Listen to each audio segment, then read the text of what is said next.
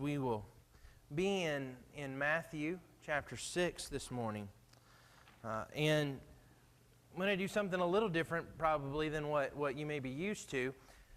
But Jesus is going to be dealing with three separate cases, three illustrations where He all describes the same thing. And in the middle of these, we have what is commonly referred to as the Lord's Prayer. And it's sort of Jesus diverts Himself. He goes and He covers that. So we're going to look at these three illustrations where Jesus talks about hypocrisy this morning. And then next week we're going to come back and we're going to look at the Lord's Prayer. It's really interesting though, because in a sense every time I preach this Sermon on the Mount, there is a sense in which I'm doing violence to the text because Jesus preached this all at once. This was all one sermon. This was all one dialogue or monologue where Jesus is speaking and everybody's taking this in. And as we go through, we've been breaking it up. And so this is just a way to break it up. But we will be in the first 8 verses and then we'll skip down to verse 16. Jesus says, "Beware of practicing your righteousness before other people in order to be seen by them. For then you will have no reward from your Father who is in heaven. Thus when you give to the needy, sound no trumpet before you, as the hypocrites do in the synagogues and in the streets, that they may be praised by others. Truly I say to you, they have received their reward. But when you give to the needy, do not let your left hand know what your right hand is doing, so that your giving may be in secret. And your Father who sees in secret will reward you. And when you pray, you must not be like the hypocrites, for they love to stand and pray in the synagogues and at the street corners, that they may be seen by others. Truly I say to you, what you have received, truly I say to you, they have received their reward. But when you pray, go into your room and shut the door and pray to your Father who is in secret. And your Father who sees in secret will reward you. And when you pray, do not heap up empty phrases as the Gentiles do, for they think that they will be heard for their many words. Do not be like them, for your Father who knows what you need before you ask Him." And then down to verse 16. "And when you fast, do not look gloomy like the hypocrites, for they disfigure their faces, that their fasting may be seen by others. Truly I say to you, they have received their reward. But when you fast, anoint your head and wash your face, that your fasting may not be seen by others, but by your Father who is in secret.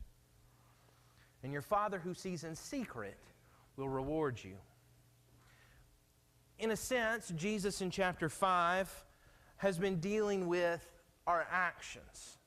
Jesus has been dealing with the things that we do. He's been showing us that there is through our actions a way we portray that He is our Father.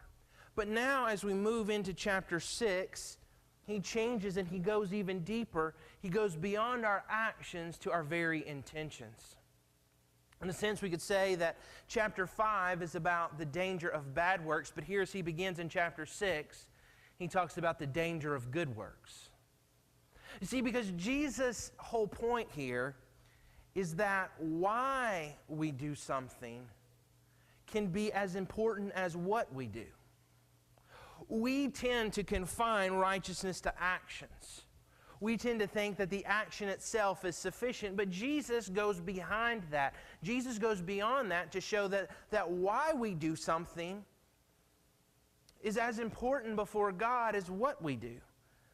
And he takes 3 examples. He takes these 3 acts that would have been considered the very height of piety in Judaism. He takes this giving, some, if you have the King James, giving alms, giving to the poor, prayer, and fasting. And Jesus takes these 3 and Jesus shows that hypocrisy is found even in doing good sometimes. Jesus is showing us that there is hypocrisy when our motives do not match our actions. Even though we may do good things, if our motives are not also righteous, Jesus refers to this as hypocrisy. Now, when we think of hypocrisy, a lot of times we hear that word thrown around quite a bit, especially towards Christians. Most of the time when we hear Christians called hypocrites, it's when a Christian does something bad. For instance, you see a preacher and you see on television that he's embezzled money from his church, and everybody says, look at that hypocrite. Why? Because here's this preacher and he stands in the pulpit and he preaches the Word of God and he sins. You see a preacher fall into adultery and everybody says, look at that hypocrite. Let me just say as an aside here, Christians are not hypocrites for sinning. Being a Christian is an admission that you are a sinner. There is no Christianity apart from saying, I am a sinner and I am totally in need of God's grace. So when I sin, I am not being a hypocrite, I am being who I am. Most of the time, we think that being a hypocrite is associated with a good person doing something bad, but Jesus shows that that's not always the case. Jesus shows, here are these men, and they're doing all these things that are considered pious. They're doing all these things that are considered righteous. They're helping people out. They're praying. They're fasting. But they're hypocrites. Why? Because of their motives. Because their motives are impure. Because there is no piety in them. See, Jesus doesn't call somebody a hypocrite while doing something bad. Jesus calls them a hypocrite while doing something good. That word hypocrite, it comes from Greek, and it means an actor. It means a play actor. When we think of a hypocrite, when Jesus used this very specific word, Jesus wanted to conjure up in people's minds something very specific. He wanted them to think of an actor. He wanted them to think of what actors did in these Greek plays. And when we think about that, I think two things stand out. One was in the plays, actors answered to the chorus. That is, they sought the approval of others. That's what hypocrites do. Hypocrites seek the approval of other people. See, in Greek plays, what you had was a chorus. You had a group of people who would sing, who would speak, and in essence, the chorus were the narrators of the play.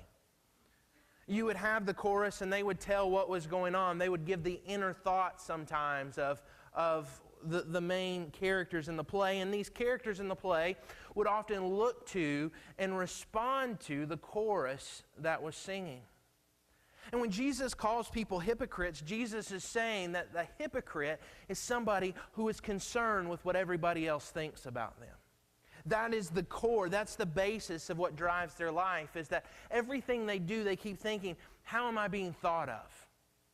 What do people think about me? And they live their life to alter, they live their life to answer to how people think about them. But the second thing we know actors do, Jesus is saying, is that a hypocrite portrays somebody that they're not. In Greek drama, it was very common for actors to wear masks. And they would hide behind these masks. Many times, even in Greek drama, you'd have males playing the role of females. And an actor was somebody that they were not. That is what they do. I mean, we all see it. Sometimes you see somebody from your favorite TV show, and they're interviewed on television, and all of a sudden, this person you've heard on the show speak with a Southern accent, they speak with a British accent, and you think, well, what's going on here? It's because they're actors. They're trained to do this sort of thing. They're supposed to make you think that who they're portraying on a show or who they're portraying in a movie, that's who they really are. And Jesus is saying that these Pharisees, these religious people, that their acts of righteousness are really portraying somebody that they're not. Jesus is saying they're hypocrites because when they go and when they give, when they pray, when they fast, they are trying to portray somebody that they are not. They're trying to portray this righteous person. And so he gives 3 examples of hypocrisy. Now, let me just say here that Jesus in no way is condemning any of the acts that he talks about. Some people have argued that Jesus is pushing back from these acts of giving to the poor and of prayer and of fasting. But certainly Jesus is not doing that. If anything, Jesus supposes that his disciples will do all these things. The point is not the act. The point Jesus is talking about is the attitude. And really we can sort of see that these 3 acts really all are broader categories of things, of areas in which we can find hypocrisy in our own life. The first you might call an act of service. Jesus here pictures a man that is going to give. But when he gives, he wants to be sure that everybody sees him give. He wants to be sure everybody knows that he is giving to help this poor person out, and he wants them to know how much he is giving to help this poor person out. Now, Jesus talks about these trumpets sounding, and that could be literal. It could be that this is referring to a man has hired a group of people to come alongside him to draw attention to himself as he does this. It could be that the trumpets refer to the call to worship there at the temple or the synagogue. It could just be a metaphor. Jesus could just be speaking figuratively. This man's blowing his own trumpet. He's drawing attention to himself. It really doesn't matter.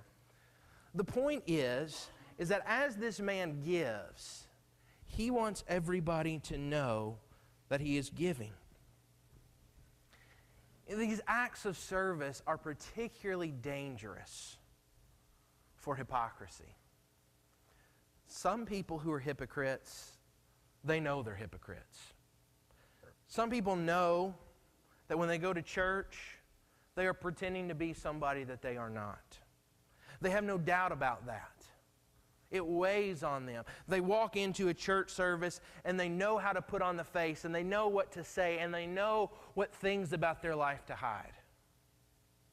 Some people are so full of themselves in a sense they don't know that they're a hypocrite. They don't know that there is this vast disconnect between who they really are and the things they think they do. They think that they're a good person. They have so deluded themselves that they don't see any hypocrisy in their own life. But these acts of service can be so subtle and so dangerous because in a real sense, good is being done. I mean, when you give to help out somebody, that person, the person who's receiving it, they don't stop you. If you go and you walk up to somebody on the street and you see them in desperate need and you go to give them a $100 bill, they don't say, now, before I accept this, I would just like to know your motive in giving it to me. Are you giving this to help me or are you giving this to help you? Because if you're giving it to help you, I will not accept it. Right, when you go to donate to the Red Cross, they don't ask, are you going to tweet about this later? Because if you are, we don't want your money. I mean, there's a sense in which good is actually being done. People are actually helping. Need is being met. But Jesus warns that in this, we begin to get puffed up. We begin to see what is going on. And we begin to focus on this good.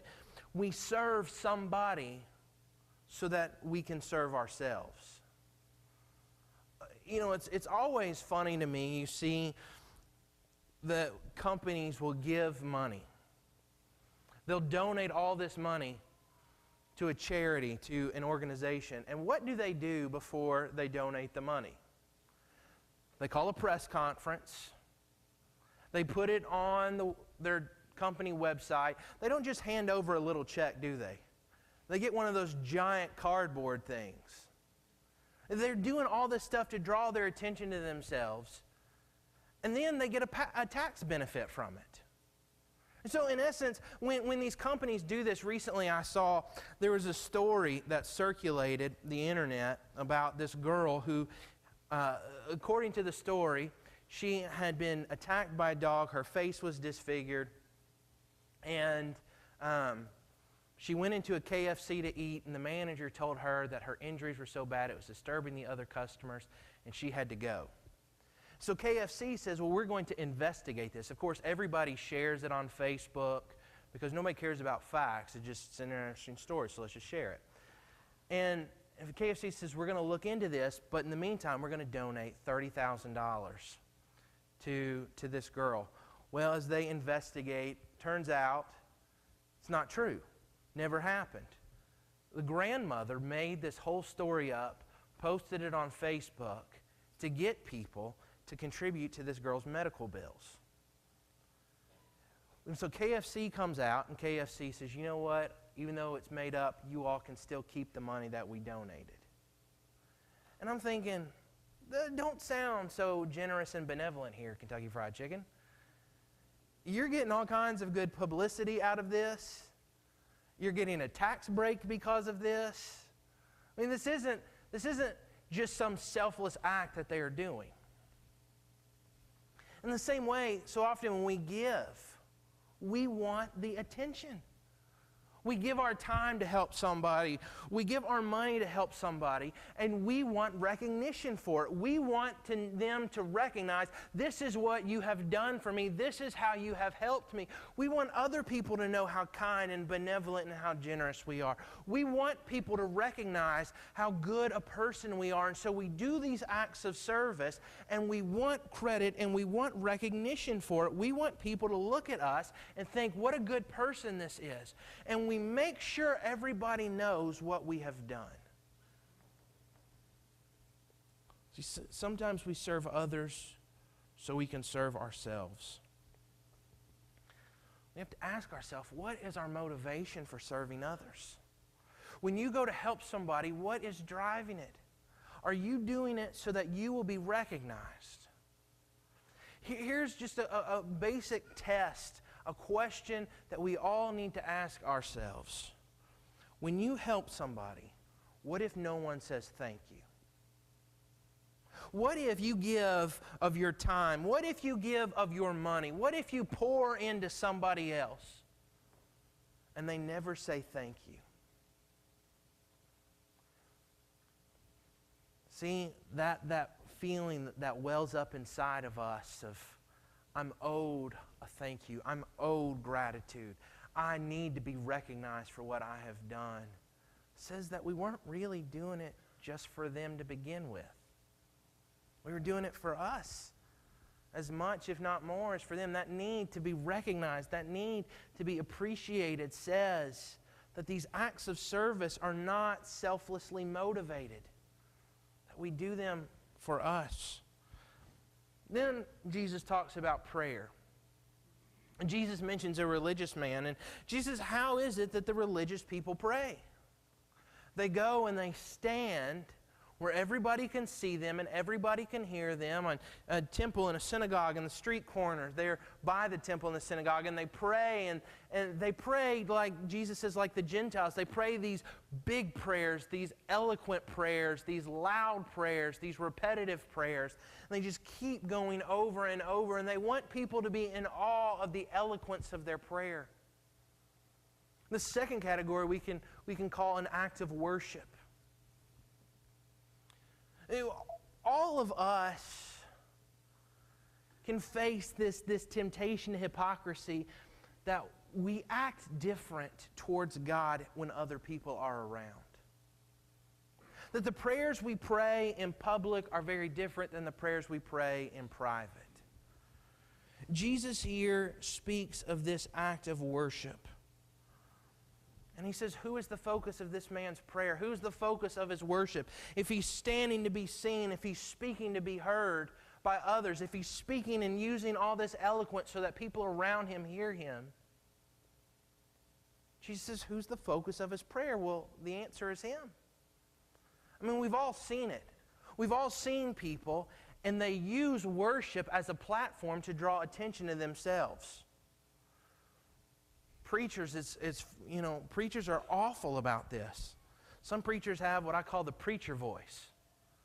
They'll speak in just a normal tone to you, and then they get up in the pulpit, and God said, their voice just becomes this deep baritone, and they begin to use words that they've never used in their entire life. People stand up to sing a solo, and 2 minutes prior, as they were singing as part of the congregation, they're just standing and twiddling their thumbs and doing nothing. But when the solo comes, they do close eyes, devotion face, where they really mean what they're singing.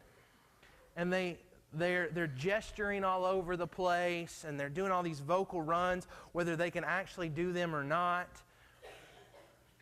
And they're trying to draw attention to themselves. People sometimes, when they're in front of others in worship, they add an extra bit of flourish to whatever they do. And they try and just, because the idea is, I want people to know, I want people to admire my relationship with God. I have the limelight for a moment, and I want people to think, what a good Christian. What a holy person. What must their devotion life be like? What must their relationship with God look like? Look how sincere they are. Look how genuine they appear to be. Jesus says that this is hypocrisy. Because when we do these things, who are we making it about?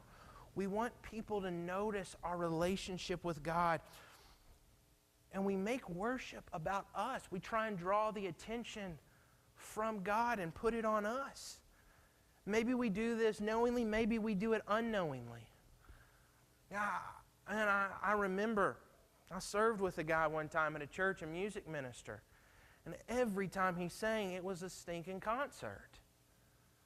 Because, now, this man is out of the ministry now, by the way. But it was always about him. It was always about him. And he had a beautiful voice, and he could sing wonderfully.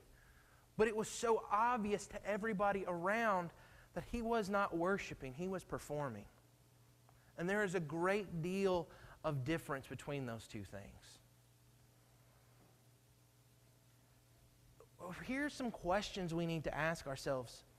Let me ask you, do you pray the same in private as you do in public? Do you pray the same way when nobody is around? Do you pray with the same fervency? Do you pray with the same frequency when nobody is around as when people are listening in? Or when people are listening in, do you try and put in words to impress? Do you try and say things to impress people? Are you as you're praying, thinking, what am I forgetting because I don't want anybody to think any less of me? I don't want people to really understand how poor and how fragile my relationship with God is. And so I want to impress them through the way I'm praying. And that is what drives us. Do you sing with the same conviction when nobody is looking as when other people are looking? Do you speak about God the same way when you're by yourself, or when people are around? Do you get so concerned about what they think that you either try and overdo it, you try and say things and you have no clue what you're talking about, or do you try and repress things? See, these acts of worship, we have a way of turning them away from God and turning them in on ourselves. But the third category we could call an act of devotion. In this third case, somebody is fasting. Now, the Pharisees fasted twice a week. They would fast, and history tells us that they would typically, when they fasted, would make sure everybody knew what they were doing. It was not uncommon when a Pharisee would fast, they would put some ashes on their face to make themselves look pale and gaunt. They would go without bathing. They would go and not wash their face and their hair. And so that when they walked in, sometimes they would even wear these tattered clothes. So when they walk in, hey, Bill, what's the matter? Oh, nothing. I'm fine, but I'm feeling a little weak. I need to sit down. Well, let me go get you something to eat. No, I'm fasting. This is my time with God. I can't do that. You just need to back off, let me fast. This is me and God, and this is for Him. And they're drawing attention to themselves. They are having these acts of devotion, but they want to be recognized for it. They want people to see what they do. They want people to show people how devoted they really are. I mean, right? Every Christian ought to read their Bible. Good Christians ought to read their Bible and pray. Great Christians read their Bible, pray, and fast. So I want people to know, this is what I'm doing. This is how I live. I want people to see this. I want people to recognize me. I want people to think, man, this person is so devoted to God. And when we see this, you know, in some cultures, some churches, people would wear their Sunday best. They would put on the finest clothes because in their minds this is a way of honoring God. But what happened time after time after time? It became a fashion show. Right? And those people, it wasn't about wearing your best to honor God. It was about wearing your best to be seen. Clothes became more and more fashionable and flashy, and colors were brighter. People wanted to walk into church, and people want people to see them and go, oh my, that sure is pretty.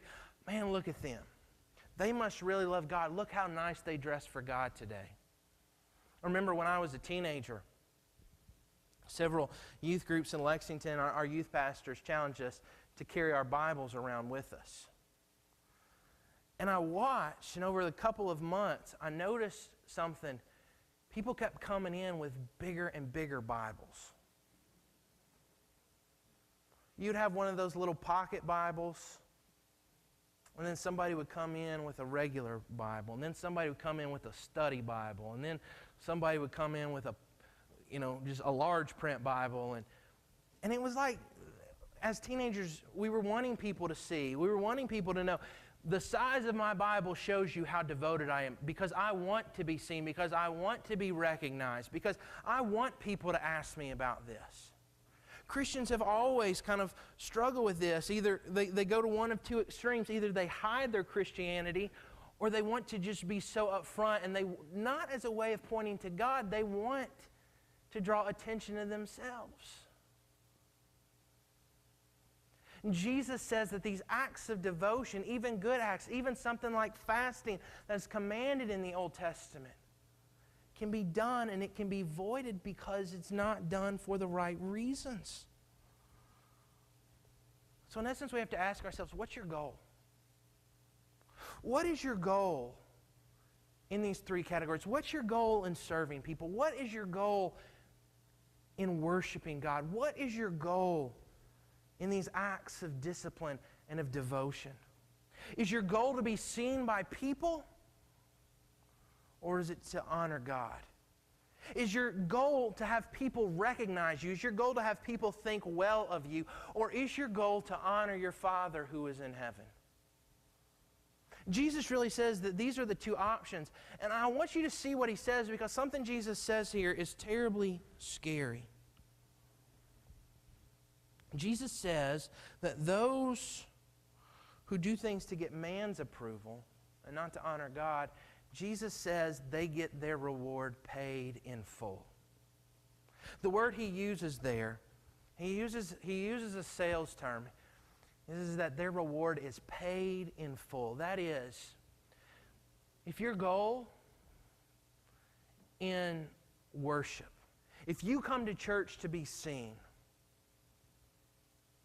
Jesus says your reward is paid in full. That means if you do things for the approval and the recognition of men, you get it. Congratulations. But that's all you get. There is no more. Nothing left for the Father to reward us with, because our reward is paid in full. If you serve others, to be thought of well, to have people esteem you, Jesus says, congratulations, you will get that. But your reward is paid in full. If you fast, if you do these acts of devotion, if you discipline yourself so that people think well of you, Jesus says, congratulations, that will happen. but your reward is paid in full. Jesus gives us a very scary reality, and that is if we are doing things for the approval of men instead of to honor God, that will happen, but that is all that will happen. You don't get double credit. Jesus is saying that just because we do good things, if we do them with impure motives, God does not then later consign it as okay, and we get the esteem of people here on earth, and we also get the pleasure of God in heaven. Jesus is saying if we do things motivated by what men see in us and by what people expect from us, Jesus says that our reward is paid in full by the way they think about us. And Jesus says that what is your goal? What is it that motivates your service? What is it that motivates your worship? What is it that motivates your devotion? It needs to be to honor God. It needs to be to honor Him alone. Jesus is the very motive of our lives, the thing that drives us at all times, the thing that must be central to everything we say and everything we do, must be to honor God alone. We don't do things so people see us. We don't do things so people know about it. We don't do things so that we are recognized. We don't need to continually share about things we've done in the past that were good. We don't need to try and conjure up this image of us that is not who we are. Jesus says that the goal of our lives is not to have people think well of you. It's to honor God. And as we think of these three categories, I want us to see how we can honor God. The first thing we can do to honor God is we can serve selflessly. We need to serve in a way that removes self out of the equation altogether. We need to serve not just for others' attention, but we need to serve not even for our own attention. Jesus uses a metaphor here that seems so drastic. It seems so impossible. Jesus says, don't let the left hand know what the right hand is doing. Now, that's impossible, isn't it? The left hand and the right hand are part of the same body, so you can't keep the left hand from knowing what the right hand is doing. But Jesus is speaking figuratively here. And I think what Jesus is saying is, not only do we not need to serve for the attention of others, for the congratulation of others, but we need to not serve even for the congratulation of self. Because what happens when we serve? What happens when we do something good? Even if nobody else knows, we know, and then when this starts happening, well, that sure was good of me today. Man, I took time I didn't have, and I really helped that person out. Finances have been tight for me, and they needed it more than I did. That sure was generous of me. And we start to dwell on these things that we do, and we start to ruminate about the things that we do, and we start to grow arrogant about the things that we do. I think Jesus' whole point here is that when we do these acts of service, when we help somebody else out, when we give to meet somebody's need, not only do we not need to seek the congratulations of others, but we need to not dwell on it ourselves. The reality is we can serve others and nourish their souls and fail to nourish our own. We can help others out, but because we're making it about us, because things don't go the way we like, because we don't get the acclaim we want, because people don't respond the way we think they should, because things aren't happening the way we think is necessary, because we've made it about ourselves, we're starving our own souls in the process, because we're not doing it to honor God, we're just doing it for us. We do these acts of service and we help people out and we say, look at me, look how good I am. And we convince the world around us about it, we convince ourselves about it, but all the while, God sees our hearts. And God understands that even these good things that we do were done for selfish reasons. We need to serve selflessly. When you serve as unto the Lord. What that means is that the joy of your service is not based on the outcome. if your contentment is only when you receive the appreciation and the congratulation that you feel you're worthy of, when your estimation of the worth of your service is only based on how people receive it and what people do with it, it was never about them and it was never about God. It was about you. When you serve as unto the Lord. Make it about Him. Say, regardless of what people think about me, regardless of what I know about myself, regardless of what people do with my service, God was honored. Therefore, it was a good and a right thing. I don't just do it for them, I do it for God alone. Your joy is not based on somebody's response. When you go to help somebody, I mean, we've all been there. You buy your spouse this present, and you think, man, they're really going to love this, and you wrap it up, and you go give it to them, and they go, oh, thanks. That's not what I was hoping for. I was kind of wanting you to just start weeping and saying, this is the kindest, most gracious and generous thing anybody's ever done for me. Sometimes if our joy is based on how people respond to our service, we're going to be disappointed. People aren't going to respond the right way. People aren't going to accept it generously or graciously. But if our joy is found in people's response, it cannot also be found in God's response. We need to change the location of our joy from how people respond to us to knowing that we're honoring God. We need to serve as an instrument to bless somebody else. It's what God has put us here for. God has put us here to be a blessing to somebody else. I love Carl Henry says, the gospel came to you on its way to somebody else. That is, when you were saved, when you received God's blessing, when you received God's love, it's not supposed to just stop there. It's to move on. It's to continue through you. You're to carry it about. What does God tell Abraham? I will bless you so that you will be a blessing. This is always God's plan. Whenever God blesses us, it's never supposed to stop with us. And we need to stop viewing our lives as anything more than or anything less than these instruments of God's grace to bless other people. God has blessed us. God has saved us so that we can be gracious and we can be a blessing to other people. And regardless of whether or not they receive it well, regardless of whether or not anybody else knows, Jesus says your Father in heaven knows. And you're honoring Him and you're carrying out His plan for your life. We need to serve selflessly, but secondly, we need to worship intimately. Jesus says that when we worship, it ought to be a private affair just between us and God. Now, as I've said time and time again, Jesus' whole point with the Sermon on the Mount is not to install a new system of legalism. It would be wrong to see this as a prohibition against public prayer and public worship. But I think Jesus' point is this: even in public prayer, even in public worship, there is still just an audience of one. Everything you do just for God.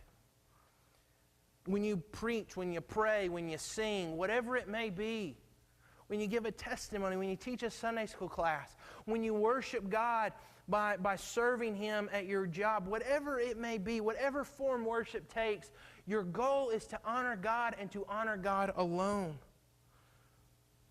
See, I think sometimes we miss the point because Jesus has a deeper point than just don't pray in public. When Jesus says, go into your storage room and lock the door, I want you to think about what that means. In a poor Palestinian home, the storage room was the only room in the house that locked. It was the only room where, in a sense, you could be totally private.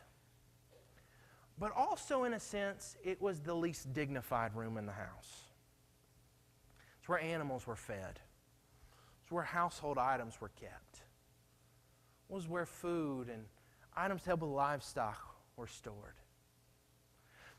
I want us to see what Jesus is saying, because in Jesus' day, where were these people praying? Where did they think they needed to pray? They thought they needed to go to the temple. They thought they needed to go to the synagogue to meet God. But do you see what Jesus is saying? Jesus is saying no longer is the Holy of Holies the place where God and man meet. God and man meet wherever one seeks Him. God and man meet wherever we are.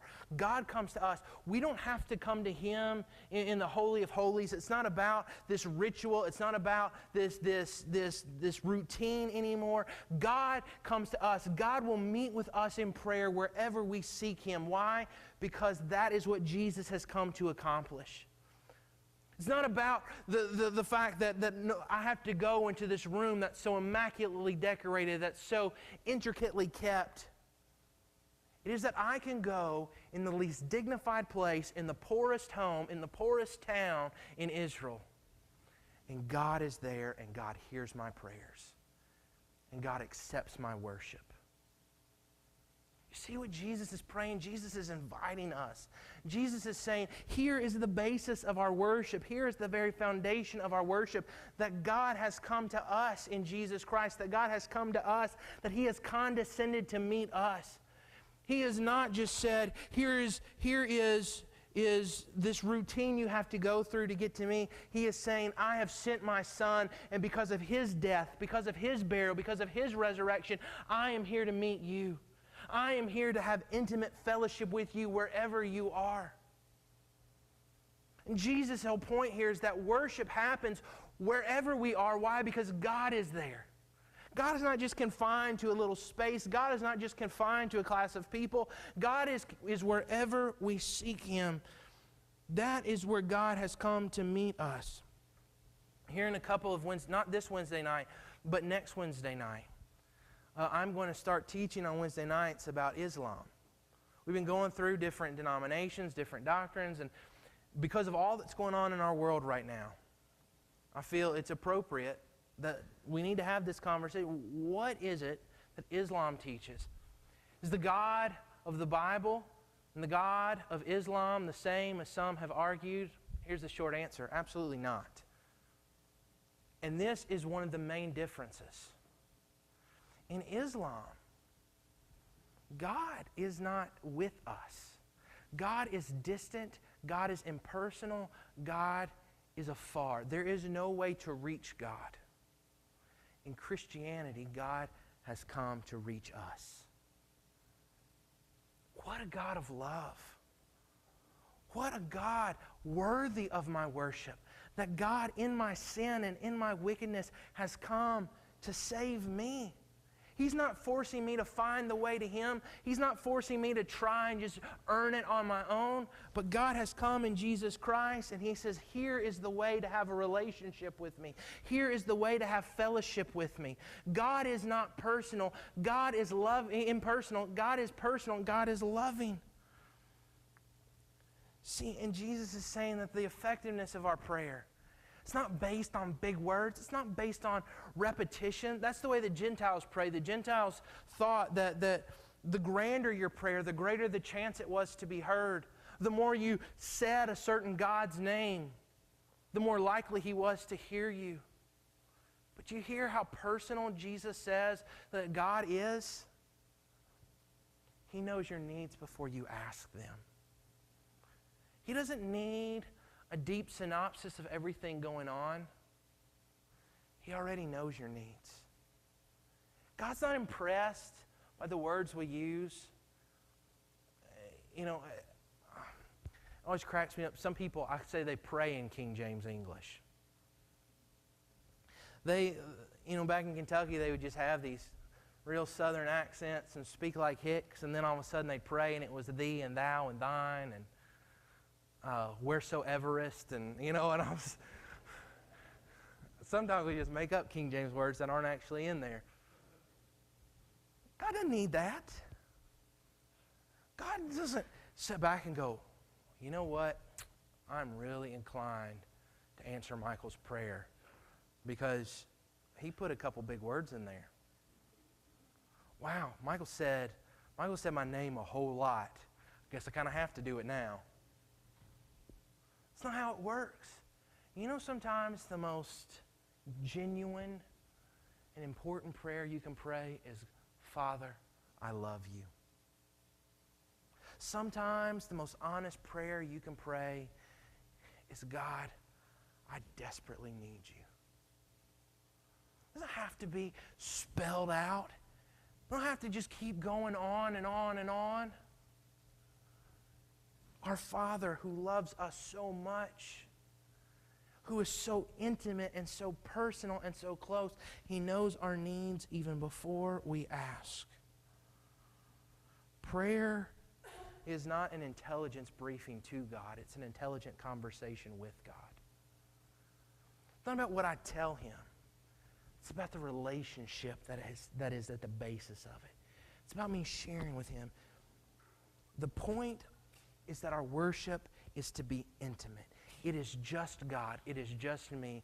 And whether it is you and God alone in your prayer closet, or it is you and God alone in the middle of a sanctuary, in the middle of a worship service, when we worship, our focus and our attention needs to be on God alone. We worship Him intimately. But finally, we need to discipline our lives for the applause of God alone.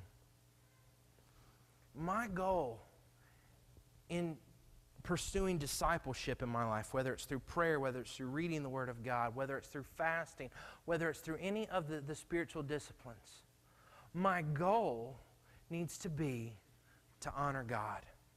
My goal needs to be more like Christ, not that I grow in the eyes of men. So often we like to do things and we like people to know what we do. We just casually drop into conversation. Well, this morning I was reading in my Bible. The other day I was visiting somebody in the hospital. The other day I fasted. And we say these things not to make a point, but to draw attention. And our goal in these acts of devotion, our goal in these acts of discipline needs to be to grow in the likeness of Christ, not grow in the eyes of men. Think about fasting. What is fasting? Hunger is one of our basic human needs. Some of us are feeling it right now. We know when our body is hungry. Our stomachs start grumbling.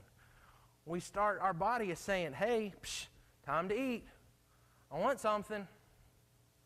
At the same time, greed is one of the basic human sins. Because what happens when we eat a lot of the time? We don't eat to sustain life, do we? We eat to spoil ourselves sometimes. We don't just say, okay, I've had enough protein so that I won't die. I'll just wait till my next meal. We say, well, there's still food on the plate. I'm not done yet. We need to keep going. And fasting is a way to draw back from these two basic parts of life, this hunger and this greed. Fasting is saying, I need to be dependent on God. The same way my body cries out for food, the same way my flesh wants more of it than I need. This is how I ought to respond towards God. I ought to crave Him. I ought to desire Him. I need to remind myself regularly that I am dependent on God and God alone. Fasting was intended to grow us in the likeness of Christ. But when people were doing it just to be seen, they were missing the point. The question is it enough? Is it enough for us that when we pursue these acts of discipline, that when we pursue these acts of devotion, is it enough for us that we grow? Or do we need more? You see, Jesus talks about reward. When we talked about how Jesus said that if your desire is for the approval of men, you'll get it. But you'll be paid in full. But Jesus says, your Father who is in heaven sees, and He rewards you. The problem is with our conception of reward. Problem is how we think of rewards. C.S. Lewis is real helpful because he divides it up into two basic kinds of rewards. He says that either there are what are called extrinsic rewards, or there are what are called intrinsic rewards. For instance, if a girl goes and she plays in a competition, plays the piano, and she's deemed best, she gets $100. That's an extrinsic reward because that money has nothing to do with her piano playing. But an intrinsic reward is something that is intimately tied to the act.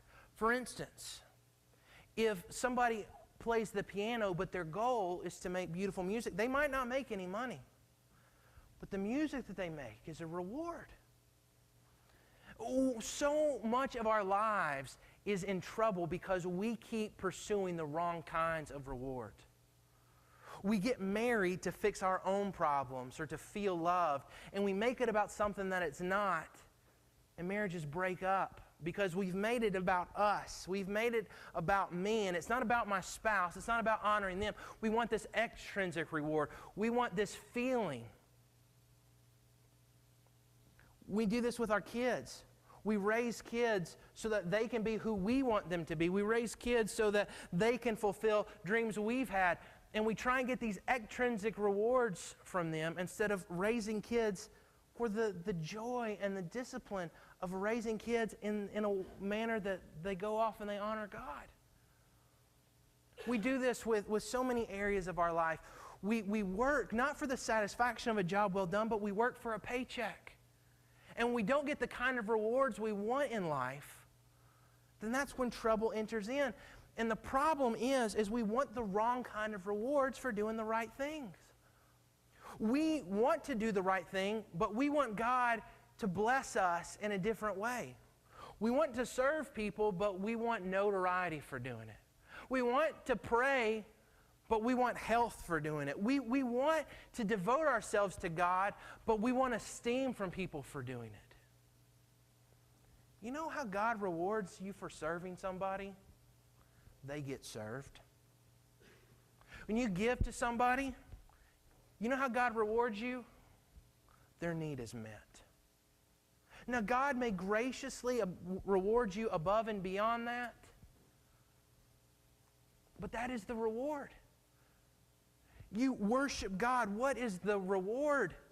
Not that everything is easy and happy and healthy in your life. The reward is that you get to tell the God of the universe how wonderful He is. You devote yourself to God and you discipline yourself. And the reward is what? You grow more like Christ. See, there is always a reward, but the reward is always tied to what we do. And we need to stop pursuing the wrong kind of rewards. We need to stop letting us decide what would be a good and a right reward. And we need to let God, who knows better, God who set all the universe into action, we need to let God reward us with what He deems as best. Question is this. When you die, what is more important to you? Crowd of people standing by a graveside saying, what a good person. Or a father welcoming you into heaven saying, well done. This is the question we need to ask ourselves. What is it that is driving our life? The approval of this world or the approval of our Father in heaven who holds eternity in His hand? Let's bow our heads and pray. Father,